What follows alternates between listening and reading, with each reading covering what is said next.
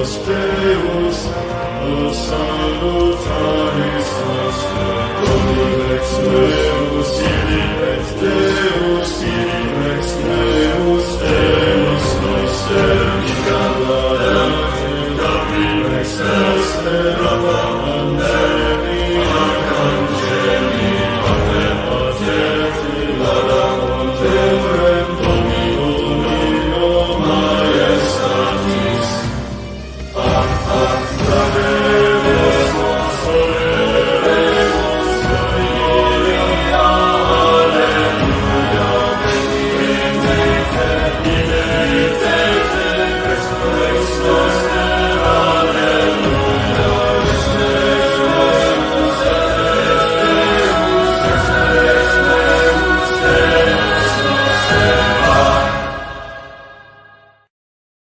Hey, how's everybody doing? Up and having a fantastic day. It is Monday, August 25th, and I'm just gonna get into it. I'm not going to go around, talk about random stuff. I'm really just gonna get into it because tonight's a very important stream, my last stream for a little bit. I will be gone for a while. I wanted to update you guys, give you guys a little bit of background info. If you're listening to this later and you want to just listen to it for the Pope Leo stuff, because my editor, he wanted me to do like a 30K special. I just hit 30,000 subscribers, or, do a Q&A or a video review or something like that. But I really wanted to make sure that this stream, I actually did something substantial. I wanted to actually do something on my last stream rather than doing something which is easy. So I am doing a Pope Leo update stream for this final stream before my break. So I will just get into it. If you are watching later, just skip forward like 10 minutes and it all should be over. Or you can just listen to it if you'd like to hear a little bit of a life update from me. So about a little bit less than a year ago, to give some context, I actually started doing YouTube full time. And I don't only do YouTube. I have a few different things I'm involved with. I'm involved with TavNet. I'm involved with some political action, which I began with in the last year. Actually, things have been going really awesome in the last year. Obviously, the YouTube channel grew a lot. Obviously, I've been involved in a lot of things. I've traveled, I don't know, definitely over a dozen times, maybe even close to like 20 times. I've been traveling a lot and going out of state, went out of country once. I'll be going out of country again here soon. I've been keeping a very strong and regular streaming schedule and a very strong and regular video schedule. I've hired a few people. I have Unius Initiative. He was the first one I brought on to be my producer, do video editing, thumbnails, all of that stuff. I've brought on 2 other guys, one to help with my shorts, one to help with some of my Instagram posts. And yeah, a lot of things have been going really well. Nothing's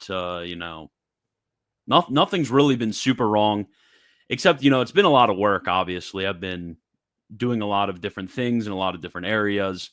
Well, in December, on Christmas Eve, my wife told me that she is pregnant with our 3rd child.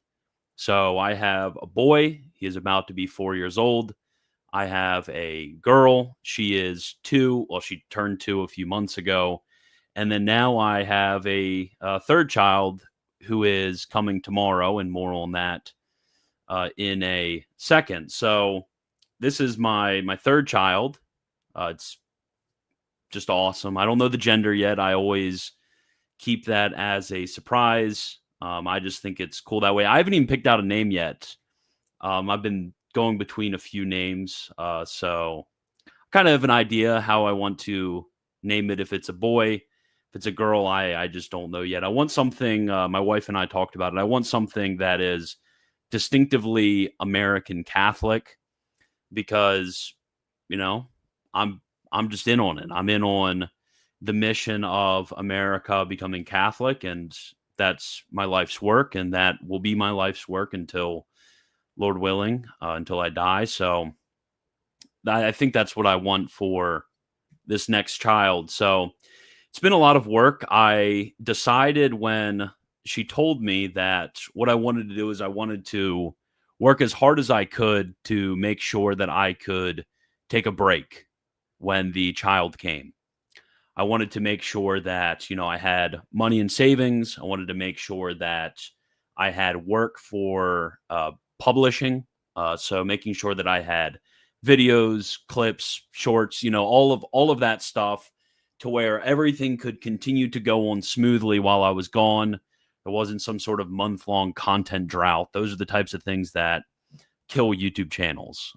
So I wanted to make sure that everything like that was set up. So I've been working double time over the past, uh, especially the past 2 months, but since the beginning to make sure all of those things could happen. And I've been successful with that. I have a few hours of recorded content. I've saved a lot for being able to take a month off. So about a week ago, my wife, she had her appointment, 39 weeks appointment. So for those who don't know, pregnancy is 40 weeks. And there was issues. I'm not a doctor, so I can't really explain it as well as a normal doctor would be able to. Not that I'm any sort of doctor. So she had elevated blood pressure about a week ago, and then she had her appointment a few days ago, and it was even higher. It got into a little bit of a very high territory.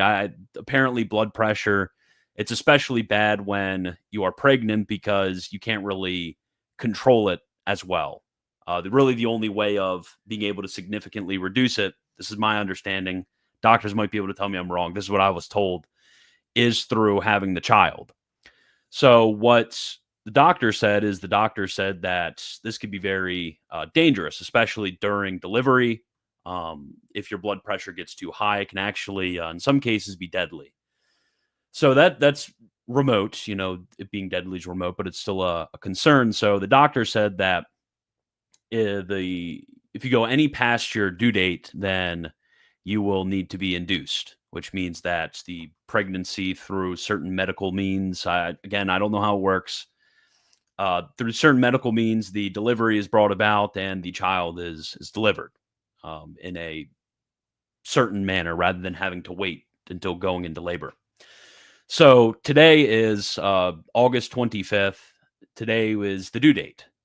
So tomorrow morning, about 5:30 a.m., we will be going to the hospital and my wife will be induced. Labor will be induced. So the baby is definitely coming tomorrow. This week, actually, very interestingly, is a very significant week for the Augustinian tradition. Today is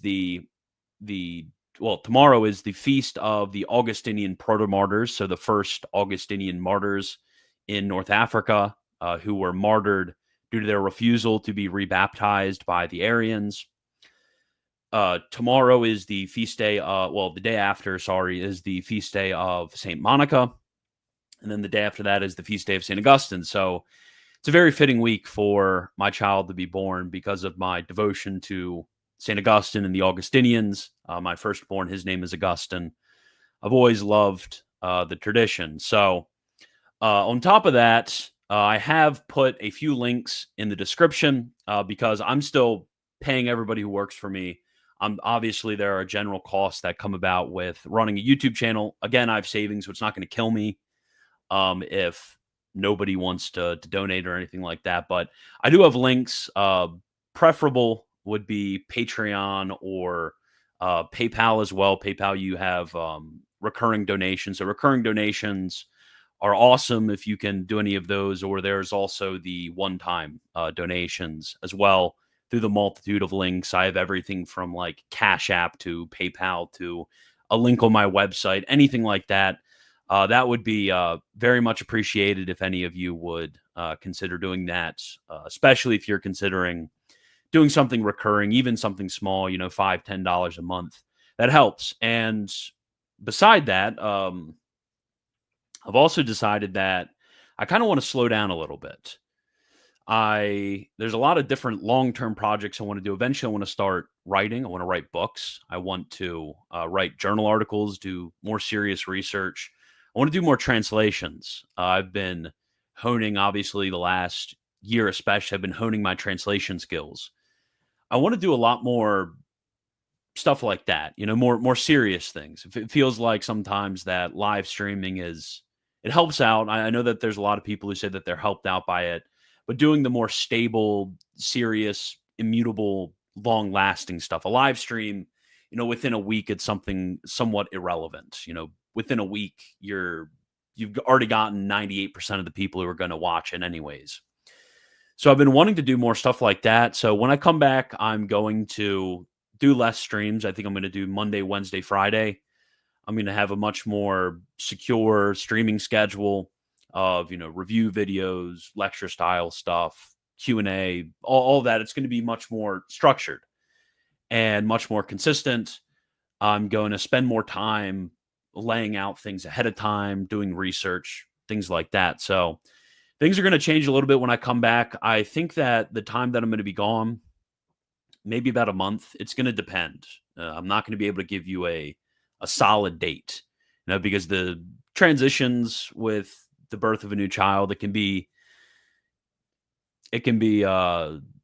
different for different, especially both of my oldest, especially my firstborn has autism, and that with therapy and generally is a little bit more difficult to deal with, which he's awesome. I love him. But yes, it's going to be a little bit of a transition, and I'm going to take time off so I can help adjust. Okay.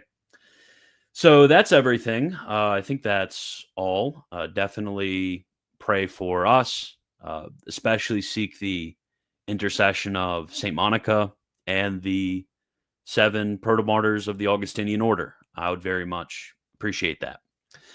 So beside that, let's actually get into the Pope Leo stuff, because as I said, I am completely and totally dedicated to one of the things that I always want to be a focus of this channel, hopefully many years to Pope Leo, is to teaching and to explaining the doctrine of Pope Leo, our Augustinian Pope, Augustinian order.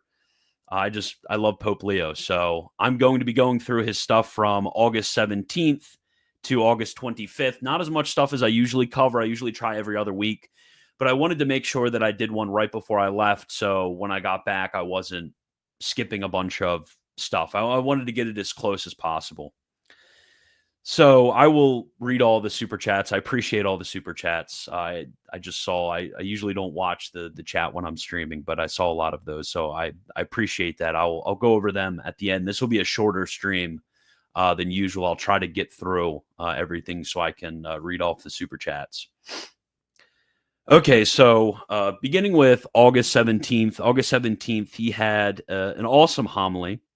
His homily was obviously on the gospel for the week. And there was a quote from the homily that I wanted to read because I just found it to be very profound. Pope Leo, he has these awesome, profound quotes. He said, quote, "Dear friends, the world accustoms us to confuse peace with comfort and good with tranquility. Therefore, so that his peace, God's peace, may come upon us, Jesus tells us, I've come to cast fire upon the earth, and I wish it were already kindled." But really what I found to be important that day is he has this awesome Angelus message that he gave. And he gave this Angelus message on basically having a martyr's mentality, is going and reflecting on the different martyrs throughout history and seeing how in our day-to-day lives we can have a certain participation in this devotion to the martyrs. One of my friends, Calder, actually, if you guys know Calder, he runs the OP Prayer Apostolate. He's a good friend. He's been a friend of mine for a while. He has a strong devotion to the Dominican order. But one of the particular devotions that he would focus on and that he would describe to me frequently is the devotion to the martyrs. There was, especially within the early church, a strong devotion to the various different martyrs of the church. And Pope Leo, he brought forward an awesome reflection on how that devotion to the martyrs can be brought forward in the modern day. How we can, in our day-to-day lives, reflect that same devotion that the martyrs had to the faith. This is what he says. He says, today's gospel presents us with a demanding text in which Jesus uses strong images and great frankness to teach his disciples that his mission, and even that of his followers, is not a bed of roses, but a sign of contradiction.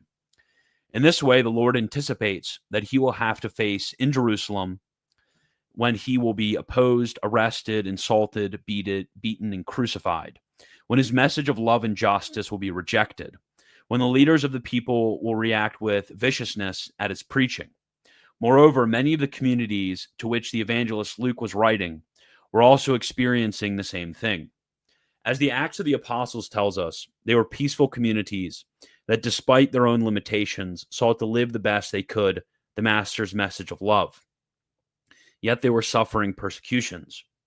All of this reminds us that being or doing good does not always receive a positive response.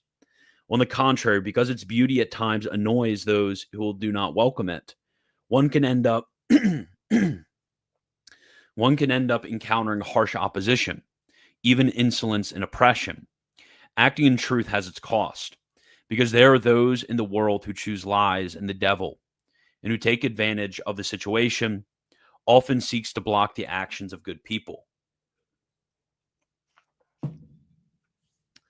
Jesus, however, invites us with his help and not to give in and conform ourselves to this mentality, but to continue to act for our good and the good of all, even those who make us suffer. He invites us not to respond to insolence with vengeance, but to remain faithful to the truth and love. The martyrs witnessed to this by shedding their blood for their faith. We too can imitate their example, even in different circumstances and ways. Let us think, for example, of the price that good parents must pay if they want to educate their children according to sound principles. Eventually, they will have to say no and correct their children. This will cause them pain. The same is true for a teacher who desires to form students properly, or for a professional, religious, or politician who desires to carry out their mission honestly. It is true for anyone who strives to exercise his or her responsibilities consistently according to the teachings of the gospel.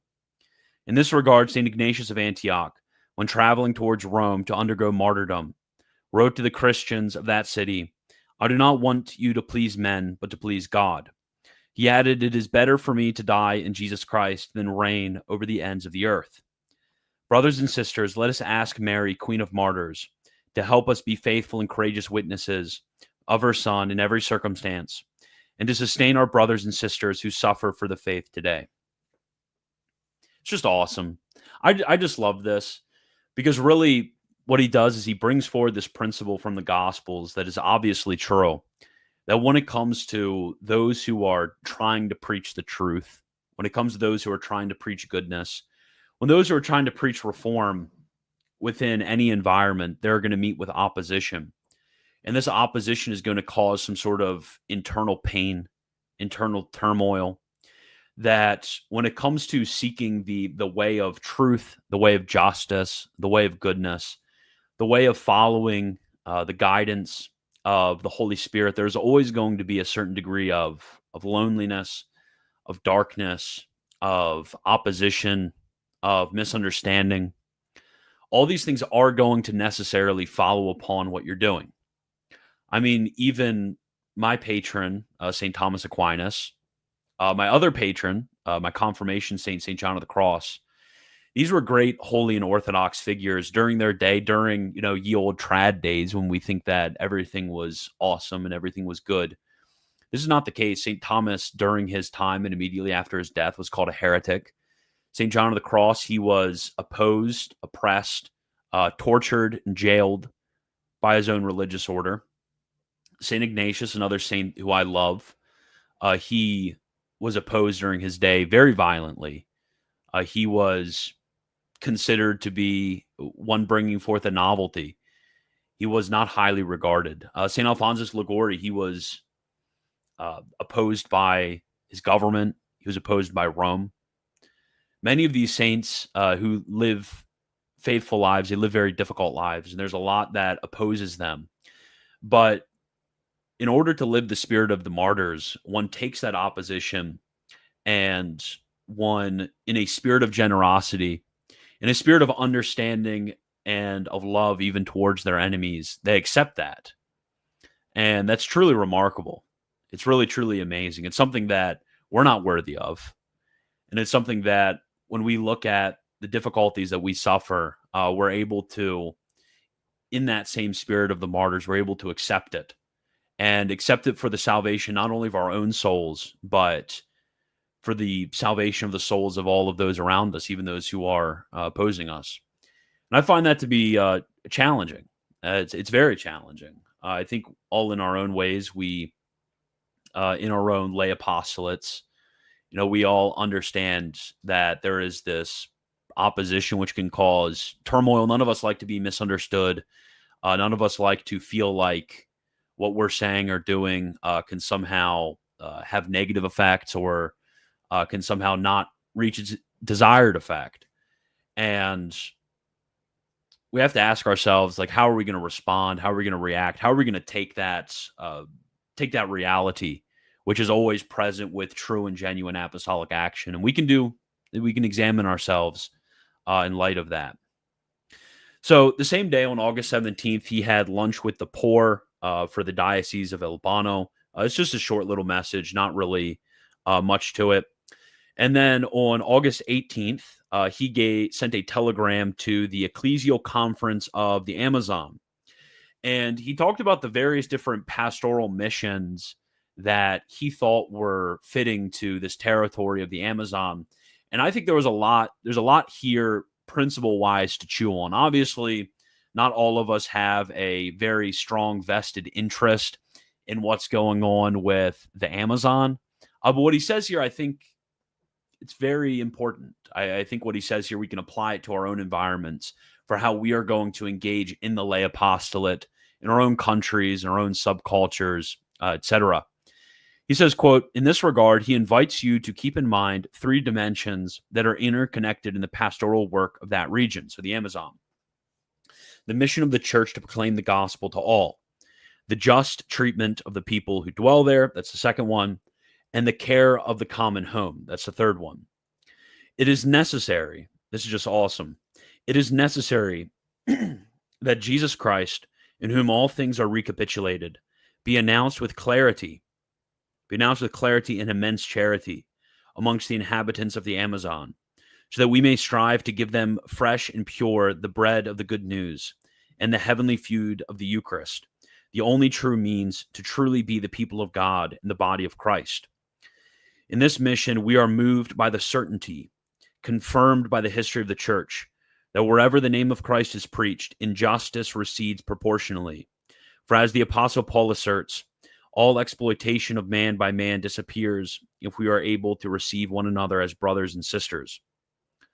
So what he says very clearly here is that when it comes to our mission, and this is something that I covered extensively last week, our mission is not merely humanitarian. Our mission to different people within our communities, within our culture, within our country, it's not merely secular. We're not merely going out and giving people their bread. We're not merely going out there and we're not merely feeding people. We're not trying to give people, build wells, build houses. This is not our mission as the church. Those things can be included in it, obviously, but our mission is to bring Christ to people. Our mission not only is to bring Christ to people, but as he mentioned, to bring Christ to people, not only as to the salvation of them in one aspect, but something that we're going to cover a little bit later when he talks about the political dimensions of the gospel, but in a person's integral good. And what this means is this does not mean merely the salvation of their soul. This also means the salvation of their soul in all of its interrelations. So this is a salvation of an entire person. And a person by nature is social. So this is going to include certain social effects of the gospel. This is going to include the salvation not only of the person, not only the kingship of Christ over the person, but the salvation of the family, salvation of all institutions, the salvation of the entirety of the society. So the kingship of Christ is brought over the entirety of the society. This is what he's making clear right here. A lot of people, they'd read this and they'd say, oh, this is a really nice thought. Pope Leo is saying that we ought not only to give bread to people, but we ought to save their souls. That's not all that he's saying. He's saying that, no, we go beyond that. We go beyond that. There is a certain integral message of the gospel. Christ came not only to redeem individuals as individuals, but he came to redeem individuals in all of their relations. Individuals as members of a family, and therefore the family. Individuals as a member of businesses, and therefore businesses. Individuals as members of an economy, and therefore the social question, the economy is carried under this. Individuals not only as individuals, but as members of the entire political society. And therefore, the political society ought to be redeemed according to the principles of the gospel. And then he applies it right here to the principles of creation. Is there something here as well? Within this perennial doctrine, no less evident is the right and duty to care for the home that God the Father has entrusted to us as diligent stewards, so that no one irresponsibly destroys the natural goods that speak of the goodness and beauty of creation, nor much less, so this is the opposed errors of those who just want to destroy creation, those who want to just destroy, just to dump nuclear waste in the name of profit, into the rivers or whatever. And on the other hand, nor much less subjects oneself to them as a slave or worshiper of nature, since things have been given to us in order to attain our end of praising God, and thus obtaining the salvation of our souls. So he's clear as well that when it comes to all of these things, we don't subject ourselves to nature. We don't worship nature. No, we are the lords of nature. Nature has been given to us men, for our salvation. Nature was not, man was not made for nature. Nature was made for man.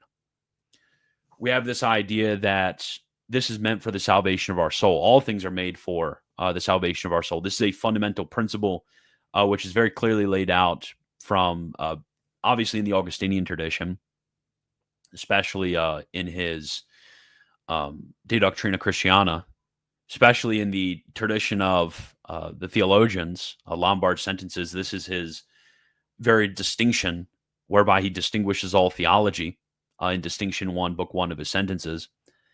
And in the entirety of our spiritual tradition as well. When you look at St. Ignatius in his spiritual exercises, his fundamental axiom has to do with all things being directed towards the praise of God as means, not as ends in themselves. So Pope Leo, he's following this tradition. He's being very clear about this. So now we go on to August 20th. He gave a general audience. Very good reflection on forgiveness and the giving of the morsel of bread to Judas. So if you want to read that, go ahead. The same day, this is awesome. Very happy to see this. The same day, he praises St. Alphonsus Liguori. And he tells people to read St. Alphonsus. And he's telling people to answer moral questions in light of divine revelation. This is just spectacular. He says, and this is a telegram which was sent, His Holiness warmly greets the organizers and participants of the 17th International Congress of Moral Theology, with the hope that these days will be a favorable opportunity to reflect on the challenges, changes, and current conflicts in the light of divine revelation, which finds its fullness in Jesus Christ. And isn't it just awesome to see Pope Leo? He's always mentioning our Lord Jesus Christ everywhere. The Holy Father invites them, furthermore, to confront these themes following the wise and always timeless examples of the saints, such as St. Alphonsus Maria de Liguori, who was able to find a balanced synthesis of the laws of God and the dynamics of man's conscience and freedom, at the same time assuming a charitable, understanding, and patient attitude towards his brethren, thus becoming a visible sign of God's infinite mercy. End quote. Prince of Moral Theologians gets a shout out from Pope Leo. He encourages us to read and to study St. Alphonsus, which everyone should be doing anyways, because he's just so incredible. Casuistic theology, W. All haters of casuistic theology, L. In sum. Then on August 22nd, he gave a pretty, and this is obviously we're getting close to it. There's only a few more things to cover before we go into the super chats. Sorry if this is boring. It's not what you're looking for, but I really wanted to go over all of this stuff before I take my break. So August 22nd, he gave a message to an ecumenical meeting. If you're interested in ecumenical theology, read it. If not, not. It was pretty vanilla, normal statement. Not really much new going on there. But on the 23rd, he gave this absolutely awesome statement to Catholic lawmakers. So he gave this whole statement to Catholic lawmakers. I found it to be very helpful. He goes over a bunch of different things that I've been saying, a bunch of different things that the popes have been saying in general, a bunch of different things that he's been saying.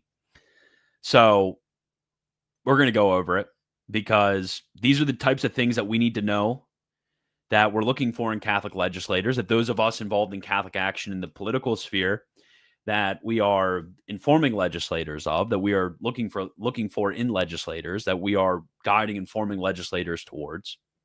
It's very important. So he says, starting right here, the theme is the New World Order, major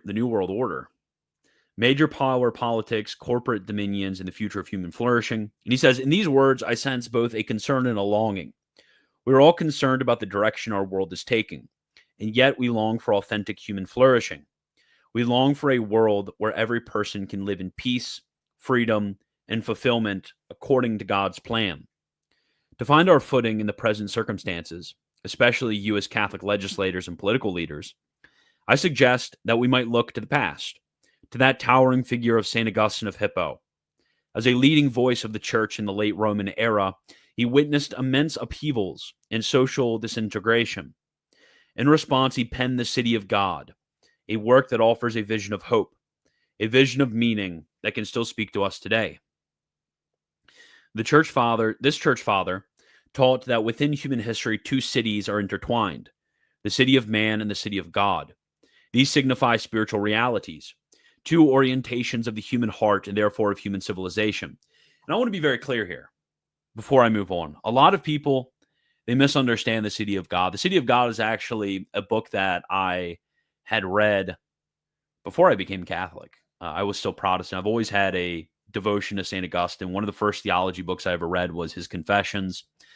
I've especially spent like the last year and a half-ish studying the works of St. Augustine. But when it comes to the City of Man and the City of God, and Pope Leo obviously nails it, the City of Man and the City of God are not what we call the temporal and the spiritual spheres. So like the City of God is not the church, and the City of Man, the world, in that way. For St. Augustine, the City of God subsists in both the secular and the spiritual realms. In order to understand this, you have to understand actually read the decree of the lay apostolate from the Second Vatican Council, and it goes into this in a lot of detail.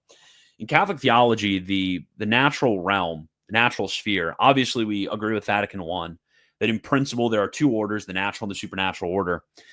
But we don't think of the natural and the supernatural order. We've never thought about the natural and the supernatural order as sort of two completely separate spheres. There's distinction between the two spheres, obviously, but they're not separated. One is subordinated to the other. So when it comes to the natural activities of family life, of politics, of business, of economy, of all of these different things, these are done in the world, but they are not of the world, if you are a Catholic who is subordinating these things to your supernatural end.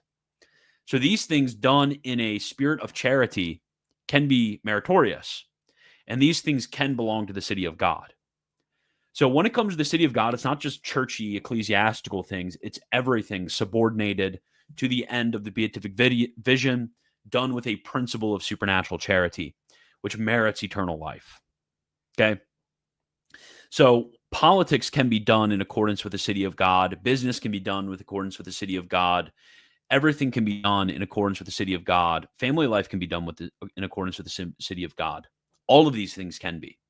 The city of man is not really what is done, strictly speaking, in the world. It's rather what's done of the world.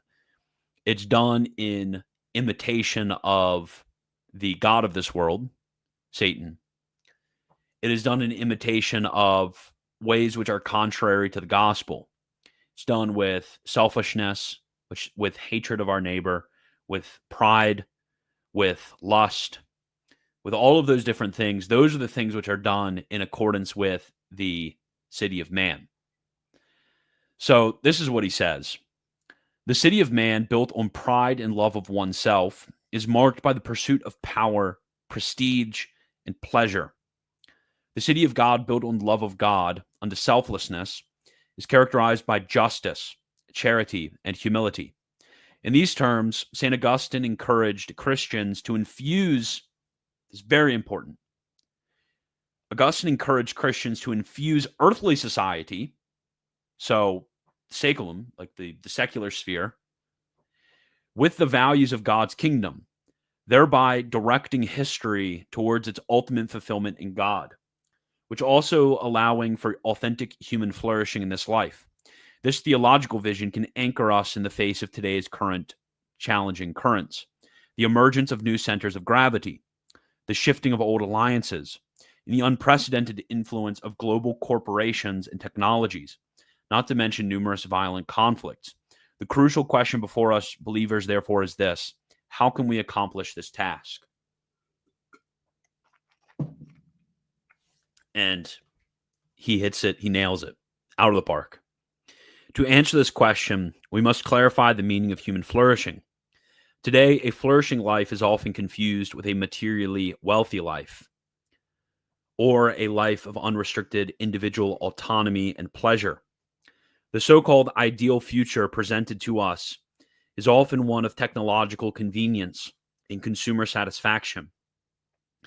Yet we know that this is not enough. We see this in affluent societies where many people struggle with loneliness, with despair, and a sense of meaninglessness. And this is where he talks about this absolute cornerstone of Catholic social teaching, which is integral human development. This is what I mentioned earlier. Authentic human flourishing stems from what the church calls integral human development, or the full development of a person in all dimensions: physical, social, cultural, moral, and spiritual. So to kind of explain how this works, there is a statement from Venerable Pius XII in his homily on Pentecost. I can't remember which year, but it was in commemoration of Rerum Novarum from Leo XIII. And he makes this point. He says that actually, when it comes specifically to economics, but obviously we can apply this to any other sphere of life, the success of an economy is not measured by the production of wealth. This may be a shock to people, but the success of an economy is not measured by how materially wealthy a people gets. Rather, the success, the end of an economy, the ultimate end of an economy, the success of an economy is measured by the integral human good. So are the rights of people being respected? Is it conducive towards the moral and spiritual good of a certain people? These are the questions that get asked when we ask, is this political system working? Is this economy working? Because man was not made for the economy. Man was not made for the political society. The political society was made for man. The economy was made for man. So are all of these things fulfilling the integral human good? That's what we have to ask ourselves. That's the important thing right there. That's what our politics is right there. And ultimately, when it comes to the fulfillment of the integral good of man, this is not an end in itself. This is for the social kingship of Christ to be brought forward. So this is the question we need to be asking ourselves. This vision for the human person is rooted in natural law, the moral order that God has written on the human heart, whose deeper truths are illuminated by the gospel of Christ. In this regard, authentic human flourishing is seen when individuals live virtuously. So we have to ask ourselves, when it comes to our laws, when it comes to our institutions, when it comes to our economy, is it conducive not to the material good of man, so not for the GDP going up or anything like this. We have to ask ourselves, is it in accordance with humans living virtuously? Is our economy, is our political society, are our laws and institutions making men virtuous?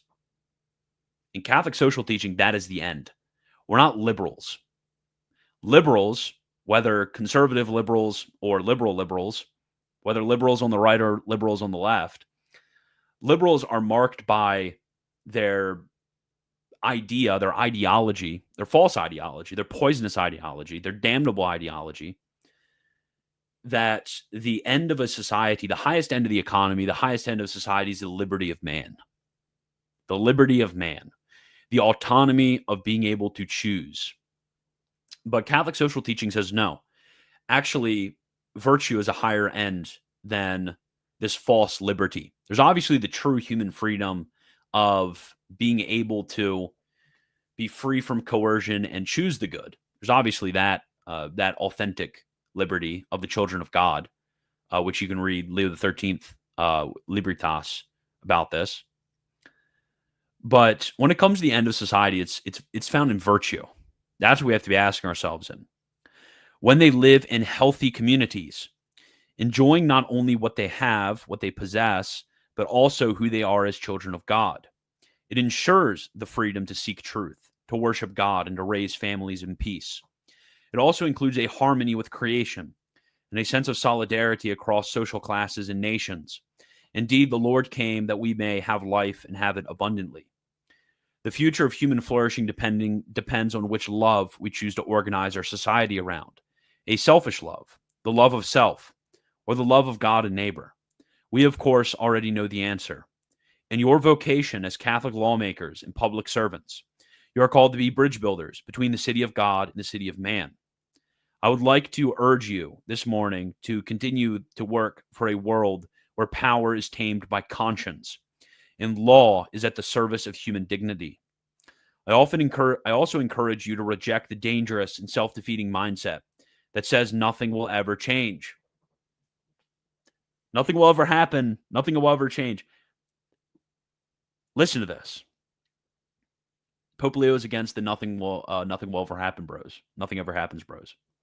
I also encourage you to reject the dangerous and self-defeating mindset that says nothing will ever change. I know the challenges are immense, but God's grace at work in human hearts is more powerful still. This is the virtue of hope. This is the virtue of hope to which this entire year of 2025 has been consecrated. Hope does not depend upon the grace which we possess. That's a false idea of hope. There's a Protestant notion of hope, actually, which is a story for a different day. Hope does not depend on our own personal gifts. Hope does not depend on a forecast or culture or conditions that seem good. Hope depends on two things, according to St. Thomas. Hope depends on the mercy of God, and hope depends on the omnipotence of God. We hope, and hope is the firm trust in future help. We hope in the omnipotence of God because we know that God is able to help. We hope in the mercy of God because we know that God is willing to help. So we have the firmest grounds for hope. So the political situation, as hopeless as it seems, it can change. And we can't fall into this mindset of believing that it will never change, because God raises up saints. God raises up men of history who are meant to set forward with hope in God, empowered by his grace, empowered by his virtues and gifts, enjoying the beatitudes and fruits which flow from these, and who are able to infuse the natural order with the spirit of the gospel, and who are able to overcome powerful opponents. So why not our day? Why not our time? And Pope Leo has firmly inspired us, has firmly taught us that every age is the age of saints.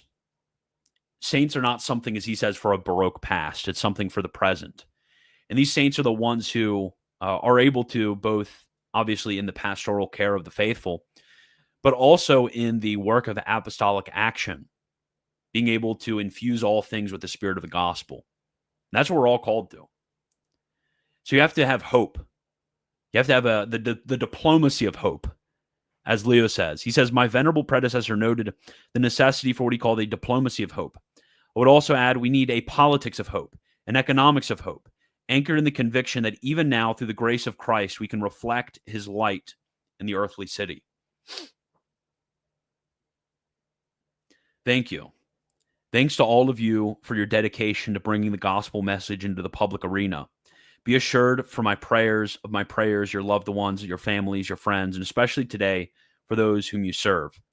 May the Lord Jesus, the Prince of Peace, bless and guide your efforts for the true flourishing of the human family.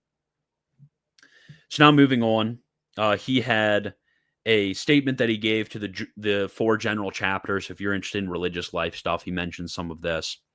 And then he has an interesting message that I saw a few people kind of complain about. He had a message to a delegation of the Kagos the Kagos Refugees group.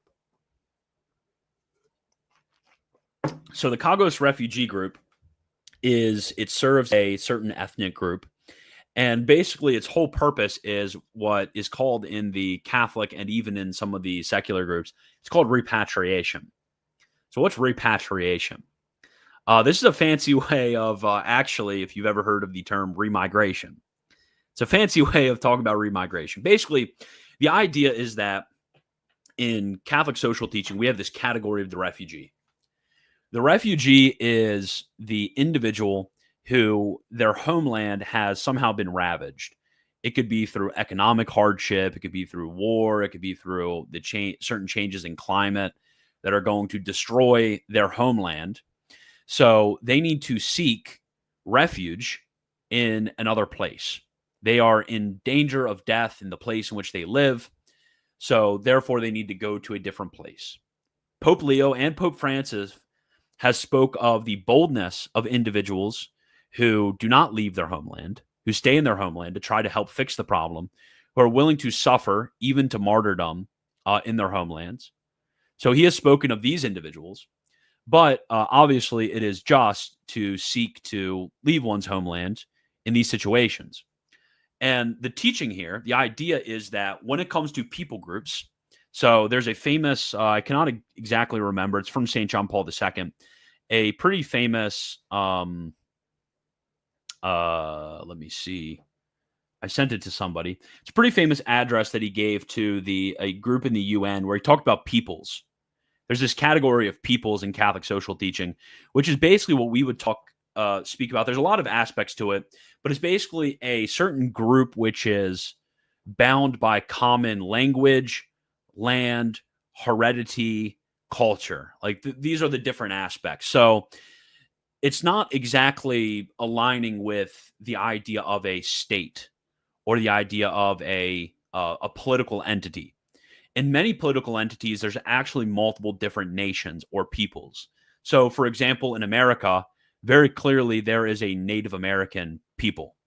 I would argue that there probably is also amongst Black people in America, there's a separate people group that there's a distinct culture and heredity that would distinguish them from other groups of Americans.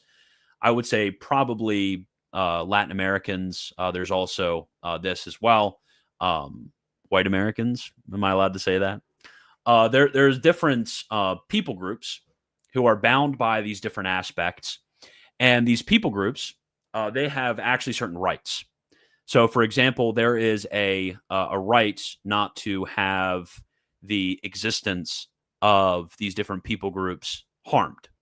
There's a right to the integrity of keeping one's native land, for example. There are these different rights that are given to people groups. I'm trying to look to see what it was October 5th, 1995, Apostolic Journey to the United States of America to the United Nations Organization. He actually gave it in America, which is funny. Also in the Compendium of Social Doctrine, there's this as well.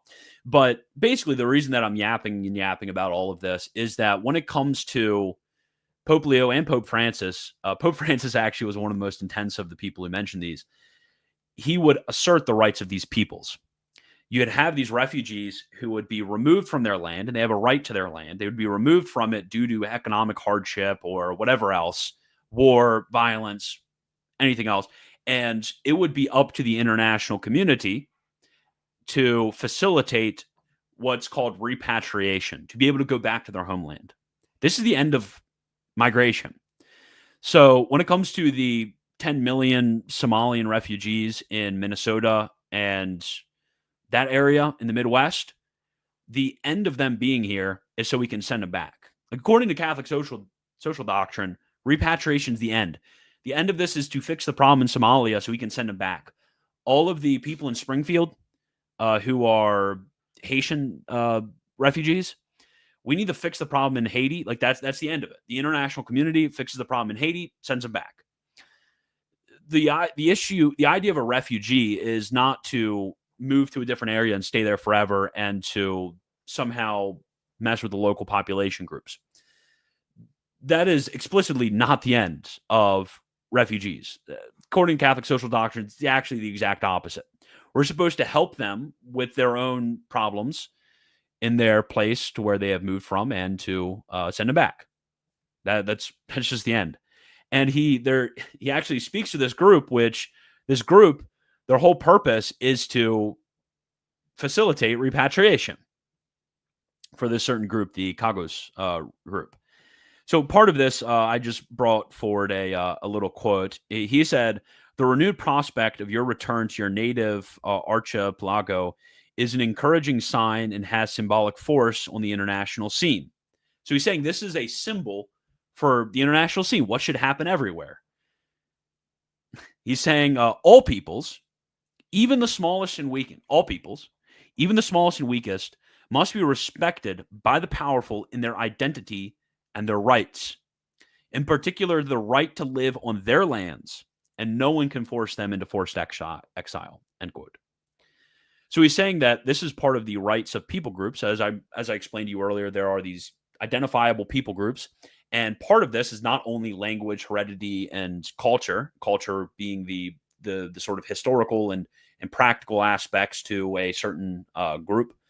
Not only heredity, language, culture, and beside all this is also land. So, for example, I'm obviously of Germanic ancestry. So I have a lot of similar heredity to people in Germany. No, we have similar heredity, but we have a different culture. We have a different language. I don't speak German. They don't. They speak English, but not as a native tongue. And we have a different land. This land aspect is very important. So we are different groups.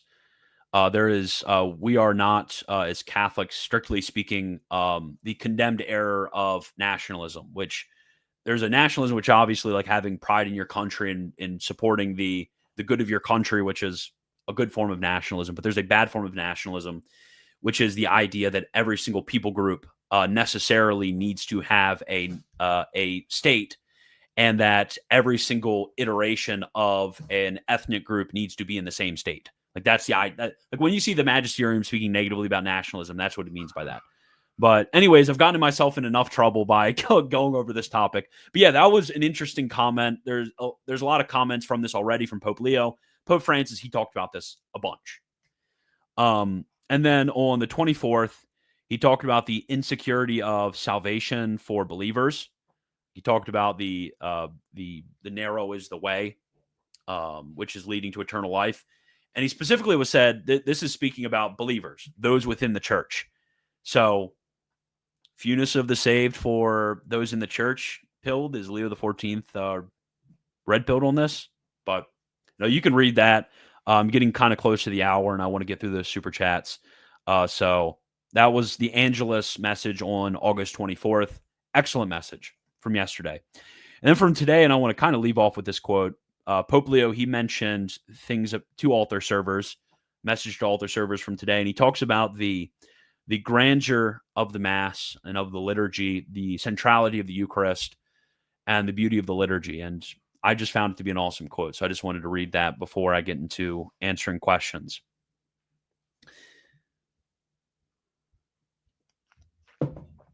Quote, "And the Church, from generation to generation, carefully preserves the memory of the death and resurrection of the Lord, to which she is witness, as her most precious treasure. She guards it and passes it on by celebrating the Eucharist, which you have the joy and honor of serving. The Eucharist is the treasure of the church, the treasury of treasures. From the first day of her existence, and then for centuries, the church has celebrated Mass from Sunday to Sunday to remember what her Lord did for her. In the hands of the priest and at his words, "This is my body, this is my blood," Jesus still gives his life on the altar. He still sheds his blood for us today. Dear altar servers, the celebration of the Mass saves us today. It saves the world today. It is the most important event in the life of the Christian and in the life of the church, because it is the meeting where God gives himself to us out of love again and again. The Christian does not go to Mass merely out of duty, but because he needs it. Absolutely. The need for the life of God who gives himself without return. Dear friends, I thank you for your commitment. It is a very great and generous service that you render to your parish, and I encourage you to persevere faithfully. When you approach the altar, always bear in mind the grandeur and holiness of what is being celebrated. Mass is a moment of celebration and joy. How indeed can one not have one's heart filled with joy in the presence of Jesus? But Mass is at the same time a serious, solemn moment, imbued with gravity. May your attitude, your silence, the dignity of your service, the liturgical beauty, the order and majesty of your gestures bring the faithful into the sacred grandeur of the mystery. End quote. That was awesome. That's just like you think you're like reading Cardinal Sarah or something. So I'm going to go through all of your super chats. I appreciate all of them. I very much do. And then I will get going. I still need to pack my bag for delivery tomorrow. That was just such an awesome quote. I love him so much. Gifted 5 memberships, thank you. Baby money, thank you. Congratulations, thank you. Michael Lofton Wagner. Dude, the baby name, Michael. Actually, my wife was looking at Michael. She wanted Michael Ambrose Wagner, but I didn't want Michael Ambrose Wagner, so maybe for a future child. But Michael Lofton, Amber Rose Wagner, if it's a girl, this is true. Get your new child a McChicken. Thank you, I appreciate it. Jamal Goldstein Wagner. True. Congratulations on baby number 3. Take the time you need. I also want to thank you for bringing me out of Eastern Orthodoxy, and I will be pursuing Catholicism. God bless. Well, I will be praying for you. I always love to hear these things. I guess as my piece of advice is for you to take time and to just be a catechumen. A lot of people, when they're getting into Catholicism, they want to get into all the debates and the controversies, and they want to get into all the, they want to read about all the lore, but just persevere faithfully in your catechesis. Like, get a copy of the catechism, read it over and over and over again, memorize stuff. Just pay attention on developing the spiritual life, frequenting the sacraments, obviously the sacraments, sacrament of the Eucharist, but preparing with frequent examinations of conscience for the sacrament of penance. Get that all in order, like right now, especially as somebody who's converting in an internet environment from another tradition. Just don't focus on the polemics. Just focus on loving God and sitting at the feet of the church. George, okay, yeah, thank you for the super chat. Christian Baby Wagner, thank you for the super chat. Name your child XX Prot Slayer 9000 XX. Okay, thank you for the super chat. Solomon Salido, thank you for the super chat. Joshua, thank you for becoming a member. That's actually something I'm going to do a lot more in the future. Is I want to do a lot more patron only streams and patron only. I'm kind of thinking what I want to do. I don't know what you guys think about this idea. What I want to do is I want to have like I like the way this works is rather than having like another night where I just do a patron stream or whatever, kind of having like an after stream. I do like my hour of streaming, and then I have like a 20-30 minute segment which is behind the paywall, where I go deep dive into like one of the topics. Frequently I'll be studying for something, researching something, and there's like a deep dive that I want to go into, but I really can't do it in the body of the stream because that would take me off course and it would just confuse people. But I think that like the sort of like fixating on a single like little detail would just be like cool and interesting for people to do as like an after show.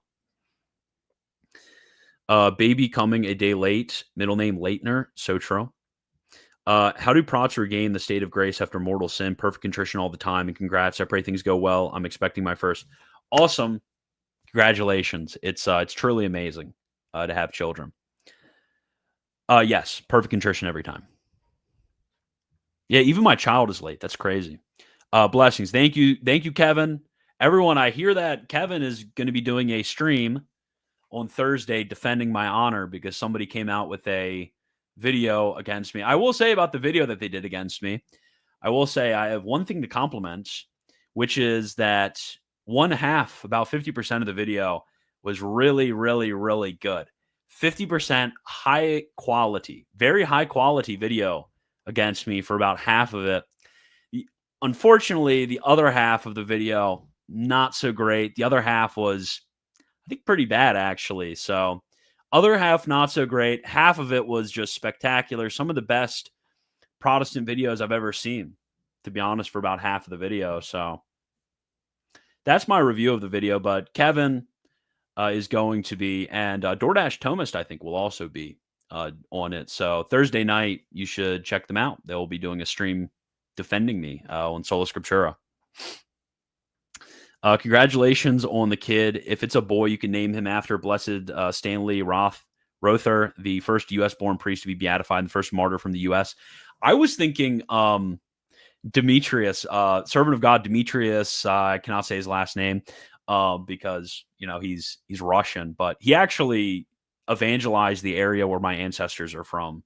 But unfortunately, I can't really name a white kid Demetrius. So sad. I wish I could. Unfortunate. My goat, good luck and blessings. Thank you. Not sure why we're choosing names, but GK3 could make a great name. Okay, thank you. Congrats, brother. Praying for y'all. He better have the Transit Easter egg memorized. So true. I won't ask a question because I don't read enough books. Praying for your family. God bless you and keep you. Thank you. I appreciate the super chat. All will be well. So true, King. So true. Thank you, Wagner. We love you. Read Tim Gordon's Cracker Barrel tweet on stream before the hiatus. I will actually not be doing that. Will not be reading the bucket tweet. I vote you name him Augustine MK2. I should just name my second son Augustine as well. I just love Augustine so much. I'll just name him Augustine as well. It'd be a great name. I really wish like Aurelius was still a cool name to have. Man, we Anglos, we just have such terrible names. There's so many cool names that Latinists can choose. And Germanic names too. There's like really cool Germanic names. I can't name my kid Gertrude. Gertrude's such a cool name. It's awful. Congrats on the new baby. God bless your family. Thank you. I appreciate it. Congrats on the kid. I'm 16 minutes behind. Praying for everything goes well for him/her and Lexi. Thank you. I appreciate it. Alejandro, Mr. Jerome here. The B in Christian B. Wagner stands for break, but for real, we love you. We will miss you and wish you all the best. Be praying for you and for your wife and kids during your break. Thank you, Jerome. I appreciated it. Jerome's actually been to my house before. You guys know this? If you know this, he ate my kids. What are they called? Mozzarella sticks. He ate one of my kids' mozzarella sticks. There are many great names out there. Alphonsus, Bartholomew, Nick. Okay.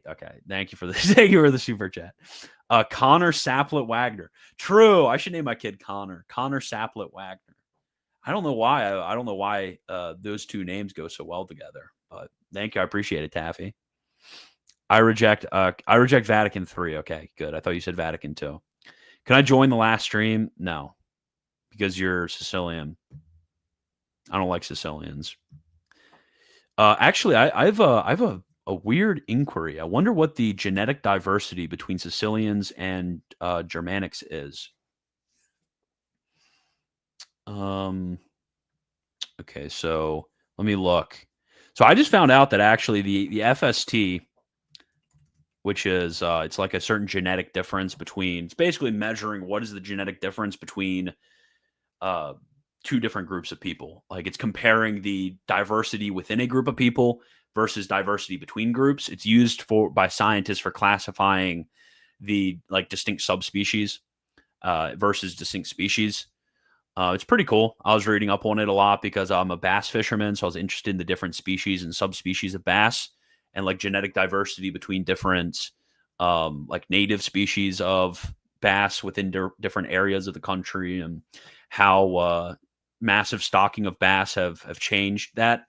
But I just found out that basically that when you compare like the FST of different human groups, actually when you compare like I'll do it because Astro he's ethnically from the Persian area of the world, so he always jokes that he is like a white guy, you know, like a white European guy. And actually the FST between Persians and Europeans is extremely extremely low. And the same is true for like North Africans, not like Arabized North Africans, but like Berbers, like Amazi.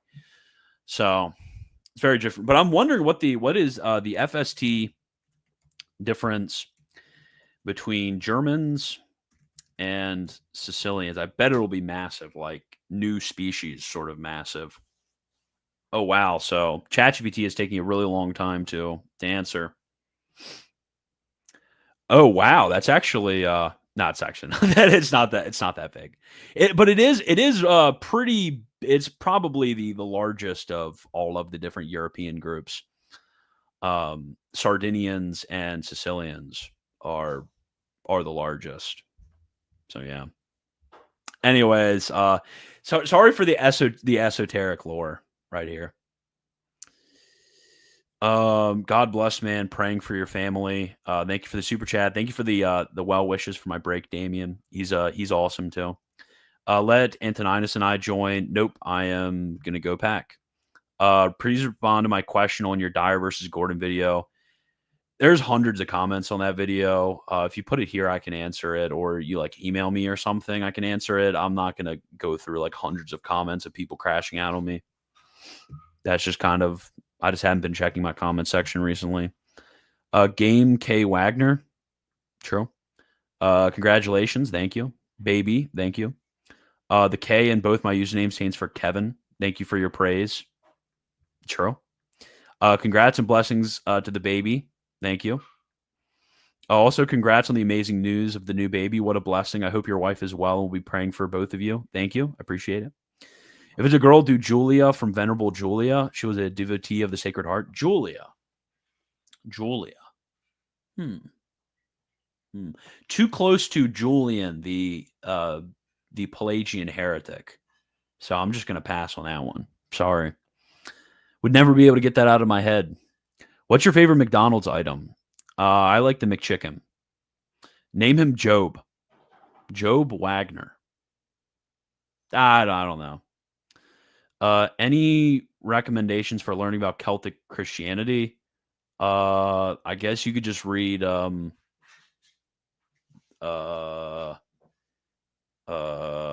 Jedin's Handbook of the History of the Church, I think is what it's called. Just look at the volume, and there's like 10 volumes of it. You can just get the PDFs. Just look through the table of contents till you find the section on it, because he does it like time, location. So he's definitely got a chapter on Celtic Christianity from whatever era that you want. So, for Episcopalians, yeah, that's just LARP. It's literally pure LARP. Yeah. Anyways, that's it.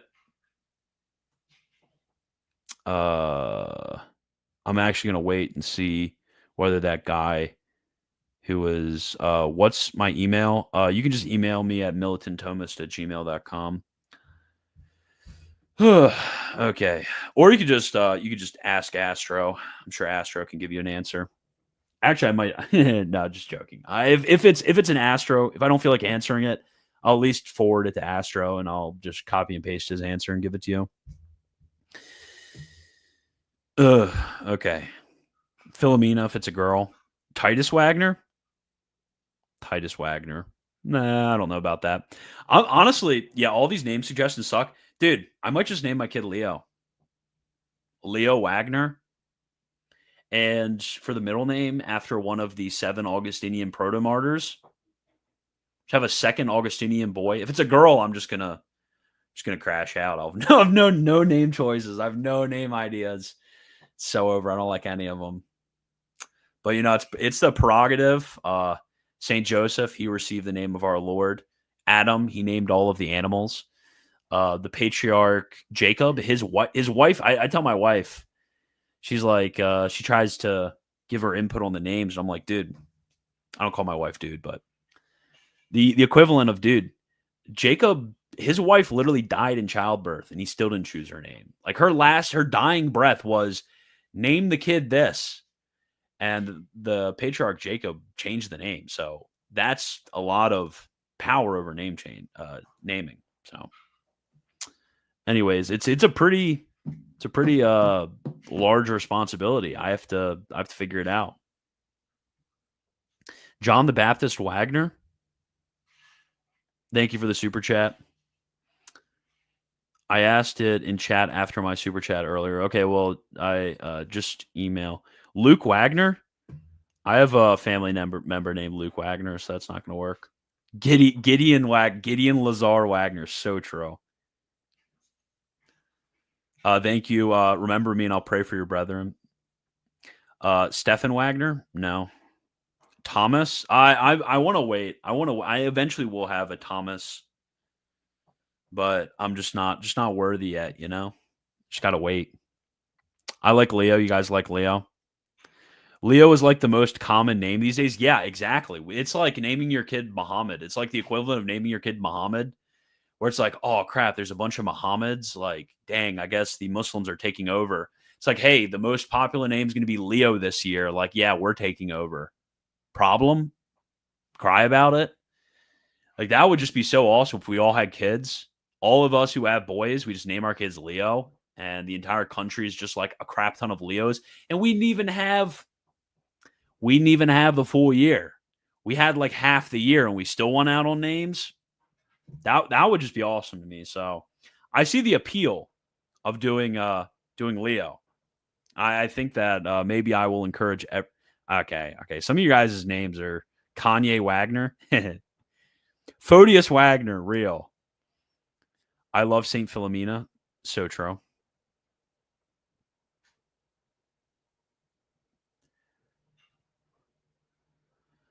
Oh,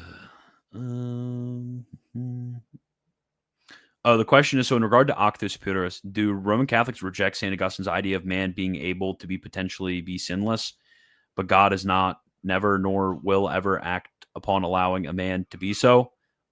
Yes. Here is the money for the McChicken at the hospital McDonald's. Brother Peter Wagner. Peter Diamond Wagner.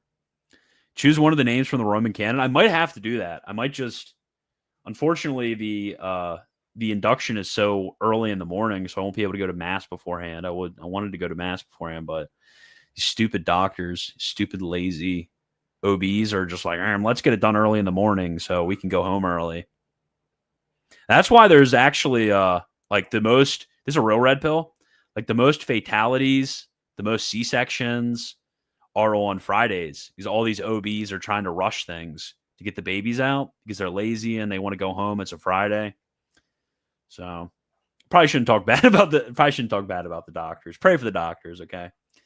But anyways, I'm just messing around. I'm just having fun, okay? Just name your kid now. Billowart Gonet Wagner. Francisco Suarez Wagner. These are some good ideas. Name him after the saint of the day. You know what I should do? I should give great idea. Okay, so let me cook. What do you guys think of this idea? Okay? Let me cook.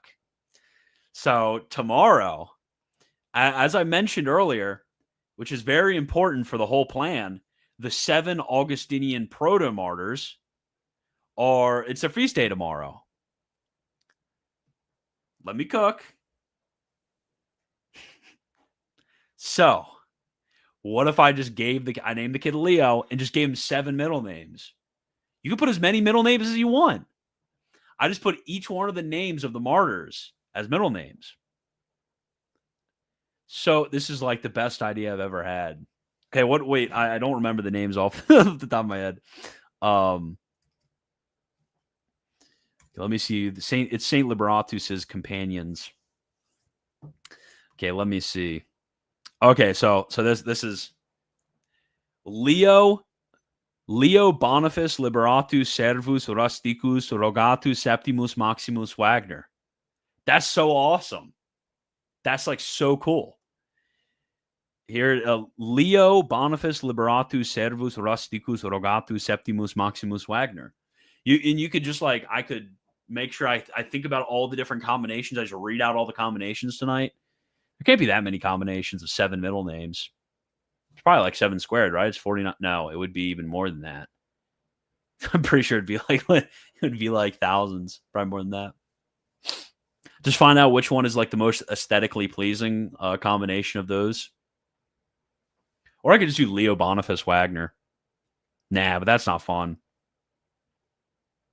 Pope Francis Wagner. True.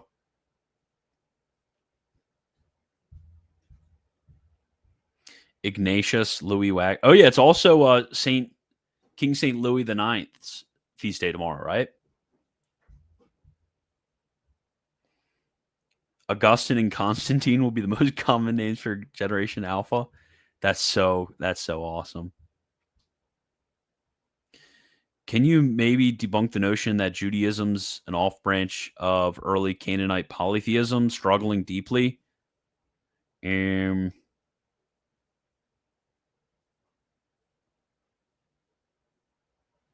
Well, the real truth, Nuke. I would suggest reading stuff on primitive monotheism. The real truth, Nuke, is that all the polytheists actually used to be monotheists, and they just degraded into polytheism.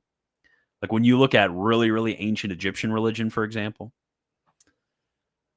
it's like this. Even ancient Indian religion, a lot of ancient European pagan religions, they used to be monotheistic, and they degraded into polytheism. And even after they degraded into polytheism, they still had a practical monotheism, where basically they had the like the one creator God and end of all things, and then these like lesser created gods. So that's the real truth, Nuke. But primitive monotheism, most manuals of fundamental theology will treat this. You can name him August, but I already have an Augustine, so I can't really do that. Joseph Sirach. Leo Sirach Wagner. No, that sounds kind of dumb. Aegidius. Should name my kid Aegidius. Should name my kid. Okay, here I'm about to cook here. Thomas Aquinas, Bonaventure, Albert the Great, Cajetan, Suarez, Aegidius Romanus, Cayetanus, Franzelin, Wagner. Okay, that's what I'm naming my next kid. Dominic. Yeah. Wow, you guys, I should never ask you guys for naming advice. You guys, yeah, Dr. Taylor Marshall Wagner Jr., so true. It's just half you guys also making the same joke of Hitler Wagner. Okay, yeah, funny. Relations of opposition. Okay, this one cooked. Scholasticism wasn't abandoned by the Academy. That's the real truth, Nuke. Name him Vivek. Okay, worst idea award. I was gonna make a really joke. I was gonna make a joke, but I can't make that joke. Gregory of Cyprus Wagner. Take the first letter of each of the 7 martyrs. Okay, so it'd be. Okay, that doesn't really work out.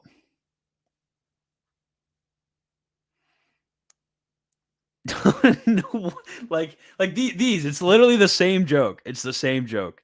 It's like, how can I make a name that mixes the Pope, Hitler, Nick Fuentes, and Kanye West? It's literally just the same joke 80 times. Come on now. Okay, I really need to get going. Traditional novena for St. Pius X start today. Awesome. How about just Fred Wagner? Maybe I should just not give a middle name. I could also do that. I could just say Leo Wagner, just no middle name. It's just like, does the Pope have a middle name? That's what I thought. The Pope doesn't have a middle name. It's just Pope Leo. It's not Pope Leo. It's not just Pope like John Leo or whatever. He has no middle name. My kid doesn't need to have a middle name. Pope didn't have a middle name. A kid has to learn how to spell his name though. Yeah, well, my 3-year-old can write the whole alphabet, so my kids are just they'll learn. Okay, they'll learn.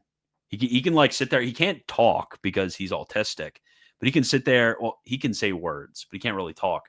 But he can sit there and he can like write out the whole alphabet. It's kind of awesome, actually. So he'll be able to write his own. He might not be able to say his own name, but he'll be able to write his own name. Okay. Physical promotion Wagner. Louis Molina Wagner. Okay. Why does it say last stream? Because I'm taking a huge break. That's why. Okay. Thank you for all the compliments. I love all of the kind words. I appreciate it. But yeah, this is I left you guys some gems at the end. Okay. I wanted to leave it on a lighthearted note. But yeah, I don't know how active I'll be. I think I might just like go full born and just effort post, and that's it. All the scheduled stuff that I have, and not really be active. I'll be updating Twitter tomorrow to let you guys know everything went well. Obviously, there's the complications with the blood pressure, so definitely keep us in your prayers. Okay, so I appreciate all of it. As a reminder, if you want to help out, I especially appreciate recurring donations. All of the links below. You can Patreon, PayPal, Cash, everything in between. For recurring donations, it's on Patreon or PayPal. So thank you all. I hope that you appreciated this. I appreciate you guys, and as always, God bless.